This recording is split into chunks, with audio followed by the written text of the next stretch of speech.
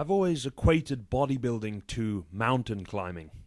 I think it's that kind of extreme. It's an extreme like mountain climbing. It's climbing your own personal mountain, and this is how high I've got up mine. On the other hand, I also compare bodybuilding not to a sport, but to one of those weird African practices where these women will put rings around their necks, and they'll put one more ring and one more and one more and another one and another one until they've got a really long neck, you know, because that's what it is. It's just bodybuilding is one of those weird things that people do. It's misunderstood.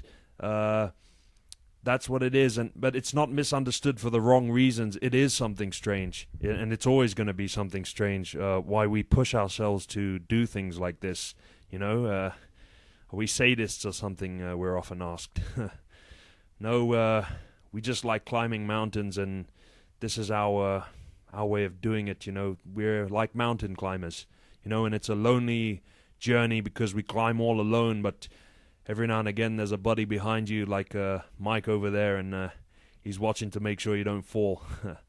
Okay, this exercise, a lot of people don't know, behind the neck presses. A lot of people don't know that this is one of the best exercises to increase your bench. Yeah, you heard me right, to increase your bench.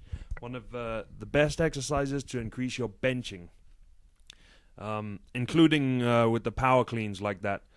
Just don't do the press at the top. I was just doing this for the video. But there it is.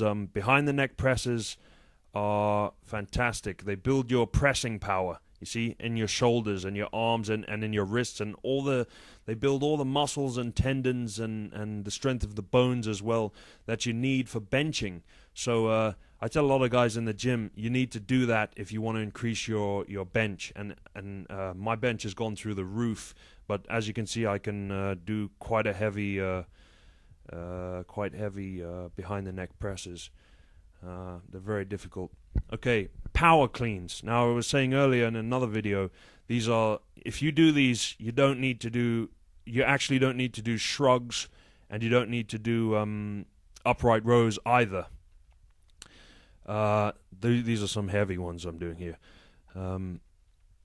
The thing is, I've come to reevaluate doing them, you know, because like I said, this is a mountain climb. I'm learning as I go up, and here you're going to see what I've learned, and it's what I'm learning about training in this manner, which is it's very old style. It's like Reg Park used to train like this, and what I'm doing here is I'm doing reps. I'm power cleaning with reps. You can all have a big laugh in a minute, but I'm power cleaning with reps.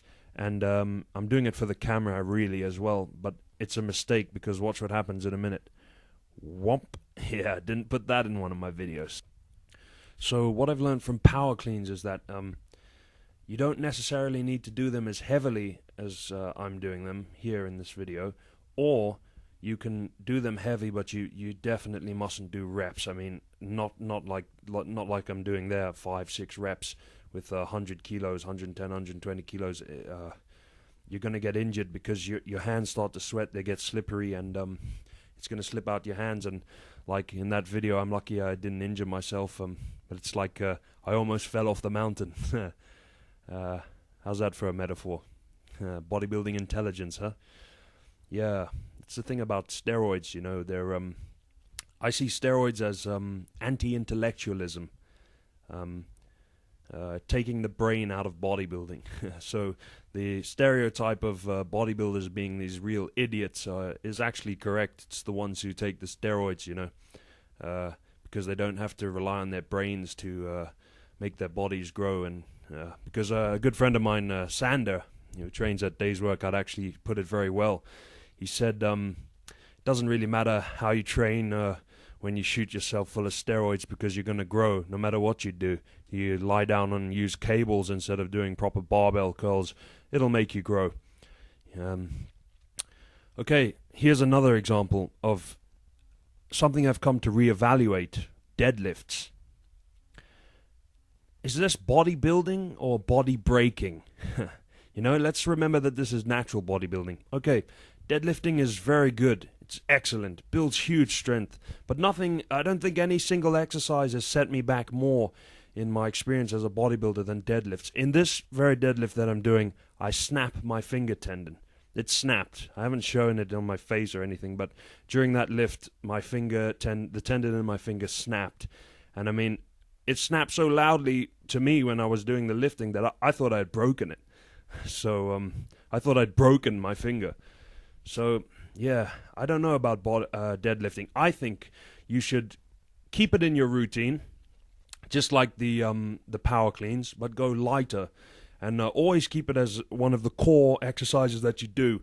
But 60 kilos, 70 kilos, 80 kilos, whatever. But bodybuilding, not body breaking. That's how you've got to think about it. You know, that's when you do it, it's bodybuilding, not body breaking. So take it easy and don't try and push your body to the limits and see how much you can lift and then break it, you know. Because bodybuilding, as an intelligent thing, and as opposed to anti-intellectualism, you got to be careful, you got to be clever. You're not a machine. You're a human being. You're not made of metal. You're not made of iron, you know. You're flesh and blood. And you can break, and you can break forever. So be careful and use your brain. Yeah, we're just basically messing around, having a laugh. Don't take bodybuilding too seriously. Have fun. You know, don't let some arsehole suck the fun out of bodybuilding. We're just messing around, having a laugh. And I think that girl's checking us out in the background as well. Yeah, she is. She's probably, the question remains, however, which one of us she's checking out. It's probably Rady. Right, bodybuilding as a kind of mountain climbing your own personal mountain, you know. It's pure, man. It's pureness of air up there, you know. That's one of the reasons you do it, because you're all alone up there, and it's fresh, clear air. It's your air. It's an eagle height. And I think I should quote Nietzsche, actually. Got a quote from Nietzsche from Thus Spake Zarathustra, and he counsels the people. He says, "As strong winds, we will live above them. Neighbors only to the eagles, neighbors only to the snow, neighbors only to the sun. Thus live the strong winds." And whoever would try to spit in my direction, to spit at me, had better take care not to spit against the wind and back into his own face. You gotta love Nietzsche. So I can't really explain how it feels, but it's an eagle height. You're getting higher, you're getting bigger, you're getting higher. The view is starting to look better, you know, and you're up there, man, and it's you. You're up there. Everyone else around you, you look around, that guy's not as high as you. The guy over there, no, he's nowhere near up the mountain. You know, that guy's nowhere. You know, that's not something bad. I just mean that guy's, he doesn't know what I'm feeling right now. He doesn't know what it feels like to be this high, you know. And people have to look up to you. You're looked up at. People look up at you because you're higher. You're climbing higher, and you've climbed higher. It's a good metaphor, actually. It's a mountain. We are like mountain climbers, except we become the mountains we climb.